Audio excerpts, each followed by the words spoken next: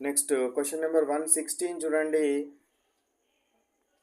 According to the sign convention, the distance which is measured in the direction of incident rays is taken as distance direction of incidence rays.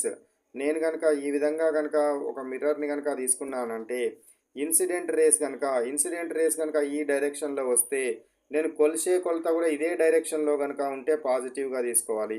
ఈ డైరెక్షన్కి కనుక అపోజిట్గా కనుక ఉంటే ఈ direction కనుక అపోజిట్గా కనుక ఉంటే నెగటివ్గా తీసుకోవాలి. అదేవిధంగా సైన్ కన్వెన్షన్ రూల్ ప్రకారము ప్రిన్సిపల్ యాక్సిస్కి పైన ఉంటే పాజిటివ్గా తీసుకోవాలి, ప్రిన్సిపల్ యాక్సిస్కి కింద కనుక ఉన్నట్టయితే నెగటివ్గా తీసుకోవాలి. ఇప్పుడు వాడు ఏమన్నాడు ఇక్కడ, నాకు incident rays direction in the direction of incident rays కాబట్టి పాజిటివ్గా తీసుకోవాలి. So that's why 116 answer is what positive. Next 117 answer చూడండి. The height of the object and image are negative if measured dash from the axis. Height of the object and image are negative. Height of the object and height of the image రెండు కూడా నెగటివ్గా ఉన్నాయి.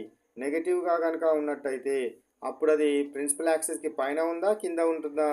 Principal axis క్రింద ఉండడం జరుగుతుంది, డౌన్వర్డ్లో ఉండడం జరుగుతుంది. ప్రధాన అక్షానికి ప్రిన్సిపల్ యాక్సిస్కి క్రింది వైపున ఉన్న ఎత్తులను లేదా దూరాన్ని కనుక కొలిస్తే అది రుణాత్మకంగా తీసుకోవాలి, ఎత్తు రుణాత్మకంగా తీసుకోవాలి కాబట్టి answer is downward. Next 118 question చూడండి.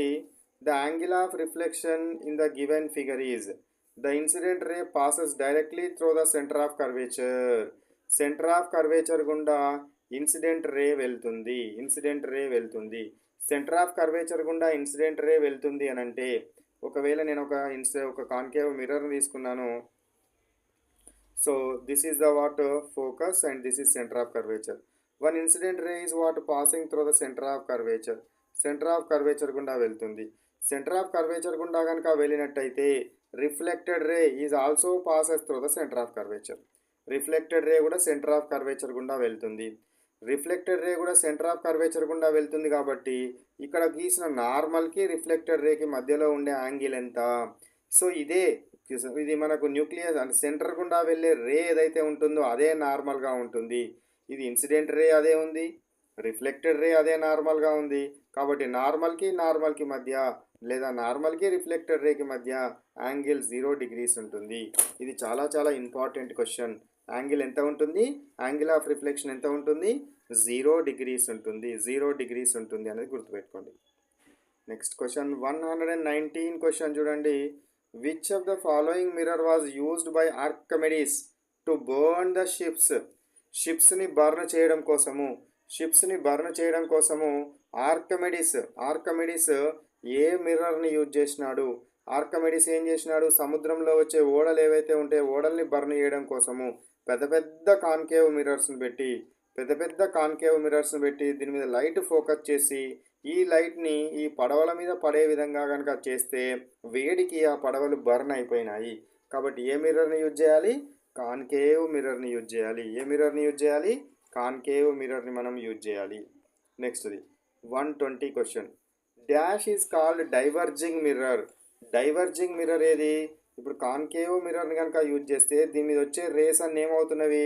ఒక దగ్గర పడేటట్టు కన్వర్జ్ చేస్తున్నాయి, ఏం చేస్తున్నాయి? కన్వర్జ్ చేస్తున్నాయి.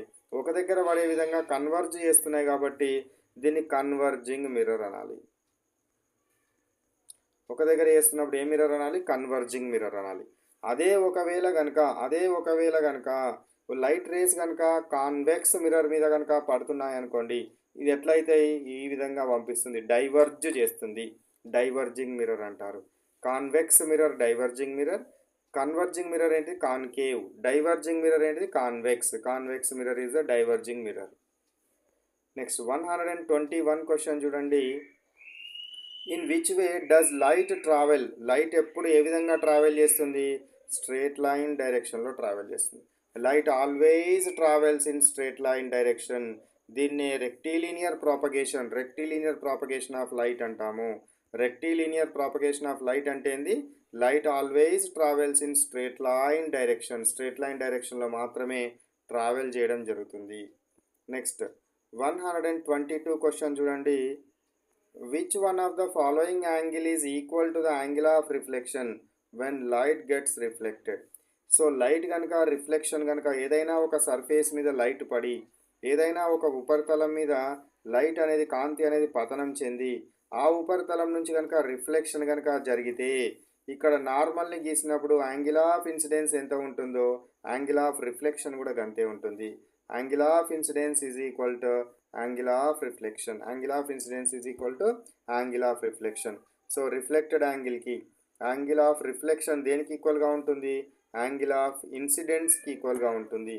So this one is correct one. Angle of incidence ఇది మనకు లాస్ ఆఫ్ వాట్ రిఫ్లెక్షన్లో ఫస్ట్ లా. ఓకేనా? So these are the what 122 questions. Now let we start.